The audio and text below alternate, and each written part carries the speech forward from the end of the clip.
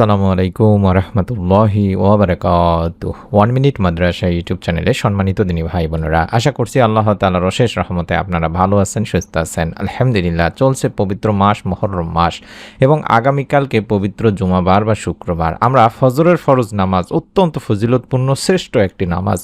এই নামাজের পরে দিনের শুরুতেই আমরা যদি মাত্র 2-3টা মিনিট সময় দিয়ে আমল করতে পারি, রব্বুল আলামিনের কাছে একটি ছোট্ট দোয়া 11 বার পরে আমাদের মনের আশাগুলো বলতে পারি, আমাদের পরিবার সংসারে যদি গায়েব থেকে সুসংবাদ কামনা করতে পারি, রব্বুল আলামিন ইনশাআল্লাহ এই আমলের ওসিলায় আপনাকে নিরাশ করবেন না।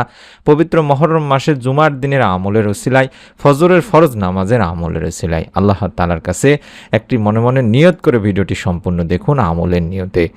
শুক্রবারের ফজরের নামাজের পর এবং জুমার দিনের শুরুটা মুমিনের জন্য অত্যন্ত বরকতময়। এই সময় ইবাদত ও দোয়ার বিশেষ গুরুত্ব রয়েছে, বিশেষ করে এই মুহররম মাসের মতো পবিত্র মাসে। আমরা পবিত্র জুমার দিনে আমলটি করব এই জন্যে যে জুমার দিনকে শ্রেষ্ঠ দিন বলা হয়ে থাকে। ইসলামের দৃষ্টিতে পবিত্র জুমাবারের রাত ও দিনকে অপরিসীম গুরুত্বপূর্ণ একটি দিন বলা হয়। জুমার দিনকে সাপ্তাহিক ঈদের দিন বলা হয়েছে। সুবহানাল্লাহ, সুবহানাল্লাহ। জুমার দিনের সওয়াব ও মর্যাদা ঈদুল ফিতর ও ঈদুল আজহার মতোই এই দিন ইসলামী ইতিহাসে বড় বড় মহৎ কিছু ঘটনাও ঘটেছে। জুমার গুরুত্ব মহান রব আল্লাহ তাআলার কাছে এতটাই বেশি যে তিনি পবিত্র কোরআনুল কারিমে জুমা নামে একটি স্বতন্ত্র সূরা নাজিল করেছেন। সুবহানাল্লাহ। আল্লাহ তাআলা কোরআনে ইরশাদ করেন, হে মুমিনগণ, জুমার দিন যখন নামাজের আহ্বান জানানো হয় তখন তোমরা আল্লাহর স্মরণে মসজিদে এগিয়ে যাও এবং বেচা কিনা দুনিয়াবি যাবতীয় কাজকর্ম ছেড়ে দাও, এটা তোমাদের জন্য কল্যাণকর যদি তোমরা জানতে। সূরা জুমার 9 নম্বর আয়াত। আল্লাহ রাসূল সাল্লাল্লাহু আলাইহি ওয়াসাল্লামও একটা হাদিসে বলেছেন, মুমিনের জন্য জুমার দিন হলো সাপ্তাহিক ঈদের দিন। এটি ইবনে মাজার একটি হাদিস দিনী ভাই বোনেরা। এই হাদিসে মহানবী সাল্লাল্লাহু আলাইহি ওয়াসাল্লাম আরো বলেছেন যে দিনগুলোতে সূর্য উদিত হয় ওই দিনগুলোর মধ্যে জুমার দিনই হলো সর্বোত্তম, কারণ এই দিনই হযরত আদম আলাইহিস সালামকে সৃষ্টি করা হয়েছে। আবার ওই দিনই তাকে জান্নাতে প্রবেশ করানো হয় এবং ওই দিনই তাকে জান্নাত থেকে বের করে দেওয়া হয়, আর ওই দিনই কিয়ামত অনুষ্ঠিত হবে। সহিহ মুসলিম শরীফের সহিহ হাদিস। মহানবী সাল্লাল্লাহু আলাইহি ওয়াসাল্লাম আরো ইরশাদ করেছেন, পবিত্র জুমার দিন দোয়া কবুল হওয়ার একটা সময় আছে। কোনো মুসলিম যদি সেই সময়টা পায় আর তখন যদি সে নামাজে থাকে, তাহলে মহান রব আল্লাহ তাআলা তার যে কোনো কল্যাণ কামনা পূরণ করেন। এটি বুখারী শরীফের সহিহ একটি হাদিস। আমরা জানি পবিত্র জুমার দিন ফজরের নামাজ শ্রেষ্ঠ নামাজ দিনী ভাই বোনেরা। অনেকেই হয়তো জানেন জুমার দিনের ফজরের নামাজ হচ্ছে যত নামাজ আছে তার মধ্যে শ্রেষ্ঠ নামাজ বলা হয়ে থাকে। নামাজের মধ্যে যেমন ফজরের রয়েছে বিশেষ গুরুত্ব, তেমনি সময়ের মধ্যেও আবার এই ফজরের সময়ের বিশেষ গুরুত্বের কথা বলা হয়েছে। পবিত্র কোরআনুল কারিমে জুমা নামে যেমন একটি সূরা আছে, তেমনি পবিত্র কোরআনে আল্লাহ তাআলা ফজর নামেও একটি সূরা নাযিল করেছেন। আর ওই সূরার শুরুতে মহান আল্লাহ তাআলা ইরশাদ করেছেন, শপথ ফজরের। সূরা ফজর 1 নম্বর আয়াত।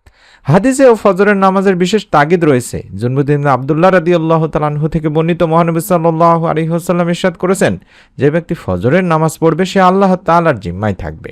সহিহ মুসলিম শরীফের সহিহ একটি হাদিস। তাই যদি কেউ ফজরের নামাজটা দিয়ে দিনটি শুরু করতে পারে, তাহলে পুরো দিনের কার্যক্রমের একটা শুভ বা বরকতময় সূচনা হবে দিনী ভাই বোনেরা। প্রিয় নবী সাল্লাল্লাহু আলাইহি ওয়াসাল্লাম বলেন, হে আল্লাহ, আমার উম্মতের জন্য তার সকাল বেলায় বরকত দান করুন। এটি তিরমিজি শরীফের একটি হাদিস। যদি আপনার পরিবার সংসারে অভাব অনটন থাকে, রিজিকে বরকত না থাকে, আপনারা ফজরের ফরজ নামাজ আদায় করে বেশি বেশি করে আল্লাহ তাআলার কাছে রিজিকে বরকত চান, রব্বুল আলামিন দেখবেন আপনার পরিবার সংসার থেকে অভাব অনটন দূর করে দিয়েছেন। আর বলা হয়েছে ফজরের নামাজ পড়লে দুনিয়া আখিরাতের সেরা বস্তুটি অর্জিত হয়ে যাবে। অর্থাৎ এই পৃথিবীর মধ্যে সবচাইতে শ্রেষ্ঠ হলো ফজরের 2 রাকাত সুন্নত নামাজ, যা দুনিয়া ও তার মধ্যে যা কিছু আছে তার কিছুর মধ্যে সবচেয়ে শ্রেষ্ঠ হচ্ছে এই নামাজ। তাই তো দিনী ভাই বোনেরা, এই ফজরের গুরুত্বপূর্ণ নামাজটি আদায় করার পরে আমরা আল্লাহ তাআলার কাছে দুখানে হাত তুলে দোয়া করব মনের নেক আশা পূরণের জন্য, গায়েবী সাহায্যের জন্য। দোয়াই হচ্ছে আমাদের একমাত্র হাতিয়ার।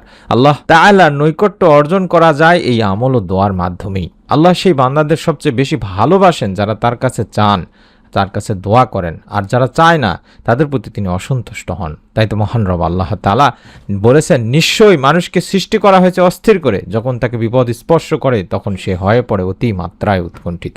সূরা মাআরিজে বলা হচ্ছে, তাই বিপদে আপদে মুসরে না পড়ে আল্লাহ তাআলার কাছে সাহায্য চাইতে হবে দিনী ভাই বোনেরা। বেশি বেশি করে দোয়া করতে হবে। মানুষের দোয়া আল্লাহ তাআলা ফিরিয়েই দেন না। হাদিস থেকে পাওয়া যায় দোয়া কবুলের 3টি অবস্থা সম্পর্কে। আপনি দোয়া করেছেন, সেই দোয়া হুবহু কবুল করে আল্লাহ তাআলা সাথে সাথে দুনিয়াতে আপনাকে এই ফল দান করতে পারেন। আবার আপনার দোয়ার এই প্রতিদান পরকালের জন্য সংরক্ষণ করতে পারেন এবং দোয়ার মাধ্যমে আপনার উপরে আসা কোনো অমঙ্গলকে আল্লাহ তাআলা আপনার কাছ থেকে দূরে রাখবেন। তাই দোয়া কখনোই বৃথা যায় না। হাদিসে আছে, একবার আনাস রাদিয়াল্লাহু তাআলা আনহু আল্লাহর রাসূল সাল্লাল্লাহু আলাইহি ওয়াসাল্লামের সঙ্গে বসা ছিলেন। এমন সময় সেখানে এক ব্যক্তি এসে নামাজ আদায় করে এই ছোট্ট দোয়াটি পাঠ করলো। আমরা এই দোয়াটি পাঠ করব ছোট্ট একটা নিয়ম মেনে। আল্লাহুম্মা ইন্নী আসআলুকা বিআন্না লাকাল হামদ লা ইলাহা ইল্লা আনতাল মান্নান বাদিউস সামাওয়াতি ওয়াল আরদ ইয়া জাল জালালি ওয়াল ইকরাম ইয়া হাইয়্যু ইয়া কাইয়্যুম। আশা করছি আরবি বাংলা দুটি উচ্চারণই দেখতে পাচ্ছেন। এই ছোট্ট দোয়াটি আপনাকে পাঠ করতে হবে দিনী ভাই বোনেরা। আমি দোয়াটি আবারও কিছুক্ষণ মধ্যে দেখাবো।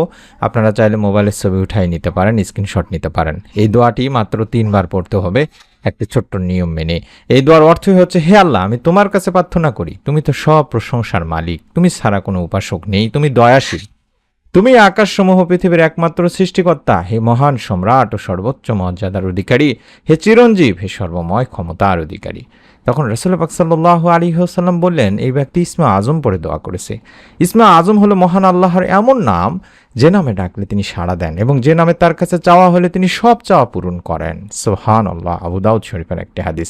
নিয়মটি হলো, আমরা ফজরের ফরজ নামাজ আদায় করে তাসবিহ তাহলিল পাঠ করার পরে অন্তত 11 বার দরুদ শরীফ পড়ব। চাইলে স্ক্রিনের মধ্যে যে ছোট্ট দরুদটি দেখতে পাচ্ছেন, আল্লাহুম্মা সাল্লি ওয়া সাল্লিম আলা নবিয়িনা মুহাম্মদ, আল্লাহুম্মা সাল্লি ওয়া সাল্লিম আলা নবিয়িনা মুহাম্মদ, এই ছোট্ট দরুদটি 11 বার পড়ে নেবেন। কারণ দরুদ না পড়লে সে দোয়া আল্লাহ তাআলার কাছে পৌঁছাবে না দিনী ভাই বোনেরা। 11 বার দরুদটি পড়ে নিয়ে মাত্র 3 বার পাঠ করব, আল্লাহুম্মা ইন্নী আসআলুকা বিআন্না লাকাল হামদু লা ইলাহা ইল্লা আনতাল মান্নান বাদিউস সামাওয়াতি ওয়াল আরদ ইয়া জাল জালালি ওয়াল ইকরাম ইয়া হাইয়্যু ইয়া কাইয়্যুম। আল্লাহুম্মা ইন্নী আসআলুকা বিআন্না লাকাল হামদু লা ইলাহা ইল্লা আনতাল মান্নান বাদিউস সামাওয়াতি ওয়াল আরদ ইয়া জাল জালালি ওয়াল ইকরাম ইয়া হাইয়্যু ইয়া কাইয়্যুম। এভাবে 3 বার পড়ে দুখানা হাত তুলে আপনি আল্লাহ তাআলার কাছে বলবেন, আল্লাহ, পবিত্র মুহররম মাস, অত্যন্ত ফজিলতপূর্ণ মাস এবং পবিত্র জুমার দিন, জুমাবারের ফজরের ফরজ নামাজের পরে আমি তাসবিহ তাহলিল পাঠ করে দরুদ শরীফ পাঠ করে দুখানা হাত তুলে তোমার কাছে চাচ্ছি, আমার পরিবার সংসার রিজিকে বরকত দান করো। এই আমলের ওসিলায় আমার পরিবার সংসার রিজিকে বরকত দান করো, সমস্ত অভাব অনটন দূর করো, মনের নেক আশা পূরণ করে দাও, আমার সমস্ত পরিবার সংসারে যত মানুষ আছে সবার প্রতি রহমত দান করো। এভাবে আল্লাহ তাআলার কাছে দোয়া করুন। রব্বুল আলামিন ইনশাআল্লাহ আপনাকেও নিরাশ করবেন না। মনের মধ্যে একটা বিশ্বাস নিয়ে নিয়ত করে আমল করতে হয়। চাইলে মনে মনেও নিয়ত করতে পারেন, অথবা ভিডিওর কমেন্ট সেকশনে নিয়ত করে সাক্ষী রাখতে পারেন, আল্লাহ, আমি কমেন্টে নিয়ত করে আমল করছি, এর ওসিলায় তুমি আমার মনে নেক আশা পূরণ করো। এভাবে আল্লাহ তাআলার কাছে বলবেন এবং সওয়াবের নিয়তে, সাদগায়ে জারিয়ার সওয়াবের নিয়তে ভিডিওটি শেয়ার করবেন। আমরা পবিত্র জুমার দিন আসরের নামাজের পরে অত্যন্ত গুরুত্বপূর্ণ ভিডিওটি দেব। সেই ভিডিওটি আমলটি জানার জন্য, পাওয়ার জন্য হলেও অবশ্যই চ্যানেলটি সাবস্ক্রাইব করে বেল বাটনটি অন করে রাখবেন। সকলে ভালো থাকুন, সুস্থ থাকুন। আমরা পবিত্র জুমার দিন আমাদের সম্মানিত দিনী ভাই বোনদের জন্য দোয়া করি, বিশেষ করে প্রতিদিনের আমল ইউটিউব চ্যানেলের যারা নেক সন্তান চান তাদের জন্য। আপনারা চাইলে কমেন্ট সেকশনে দোয়া চাইতে পারেন, আপনাদের জন্য ইনশাআল্লাহ দোয়া করব। মহান রব আল্লাহ তাআলা আমাদের সকলকে আমলের উসিলা আমাদের যার যার মনে নিয়ে খুব ভালো আশা আকাঙ্ক্ষাগুলো পূরণের সুসংবাদ দান করুন। আমিন। আসসালামু আলাইকুম ওয়া রাহমাতুল্লাহি ওয়া বারাকাতুহু।